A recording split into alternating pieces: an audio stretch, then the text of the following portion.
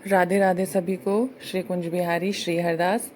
आज मैं आप सभी के लिए कामदा एकादशी व्रत की कथा लेकर आई हूँ। आप सभी से एक बात मैं पहले भी कह चुकी हूँ अपनी वीडियो में और आज भी ज़रूर कहूँगी कि चाहे आप व्रत ना भी करते हो तो भी आप कथा ज़रूर सुनिए एकादशी की। एकादशी के व्रत की कथा सुनने पर हमें एकादशी का पूरा फल ज़रूर मिलता है। तो चलिए आइए शुरू करते हैं। धर्मराज युधिष्ठिर बोले कि हे भगवान, आपको कोटिशः नमस्कार है। अब आप कृपा करके चैत्र शुक्ला एकादशी का महात्म्य कहिए।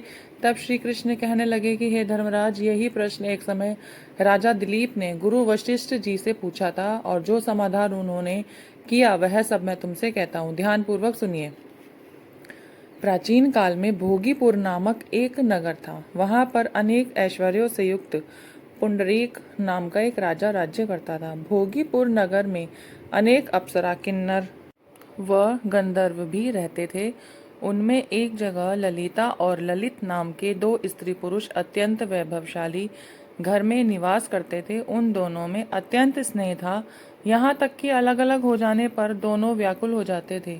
एक समय पुंडरीक की सभा में अन्य गंधर्वों के सहित ललित भी गान कर रहा था। गाते गाते उसको अपनी प्रिय ललिता का ध्यान आ गया और उसके ध्यान में स्वर भंग हो जाने के कारण गाने का स्वरूप बिगड़ गया। ललित के भाव जानकर करकोट नामक नाग ने पद भंग होने के कारण राजा से कह दिया।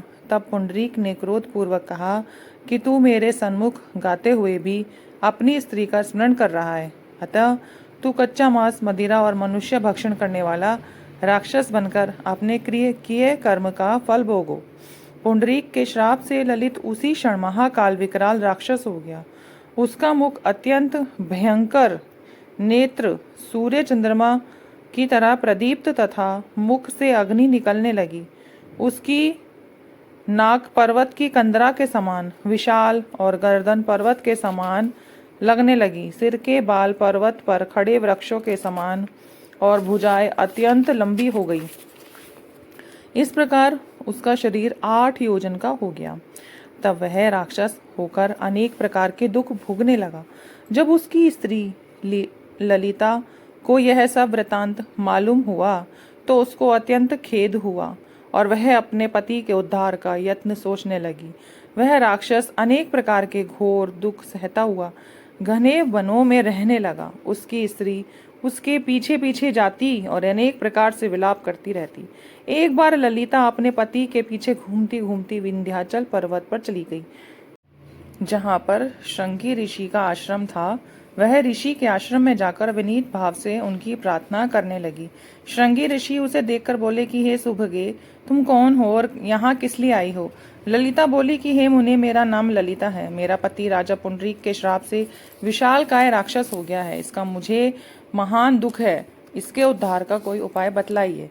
ऋषि बोले कि हे गंधर्व कन्या, अब चैत्र शुक्ला एकादशी आने वाली है, जिसका नाम कामदा एकादशी है।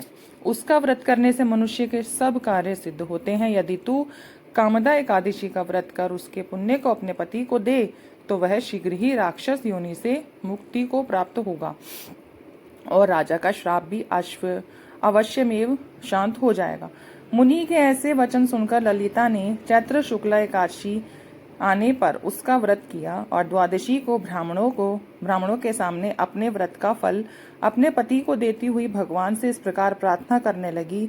हे प्रभु, मैंने जो यह व्रत किया है इसका फल मेरे पतिदेव को प्राप्त हो, जिससे वह राक्षस योनि से मुक्त हो जाए। एकादशी का फल देते ही उसका पति राक्षस योनि से मुक्त होकर अपने पुराने स्वरूप को प्राप्त हुआ और अनेक सुंदर वस्त्र आभूषणों से युक्त होकर ललिता के साथ विहार करने लगा। उसके पश्चात वे दोनों विमान में बैठकर स्वर्गलोक को चले गए। वशिष्ठ मुनि कहने लगे कि हे राजन, इस व्रत को विधिपूर्वक करने से समस्त पाप नाश हो जाते हैं तथा राक्षस आदि की योनि भी छूट जाती है। संसार में इसके बराबर कोई और दूसरा व्रत नहीं है। इसकी कथा पढ़ने या सुनने से वाजपेयी यज्ञ का फल प्राप्त होता है। ओम नमो भगवते वासुदेवाय नमो नमः। जय श्री राधे, हरे कृष्णा। तो आप सबको मेरी यह वीडियो कैसी लगी ज़रूर बताइएगा कमेंट्स में और मेरी वीडियो को लाइक कीजिएगा, शेयर कीजिएगा और प्लीज़ सब्सक्राइब ज़रूर कीजिएगा और यह कथा ज़रूर सुनिएगा। राधे राधे, हरे कृष्णा।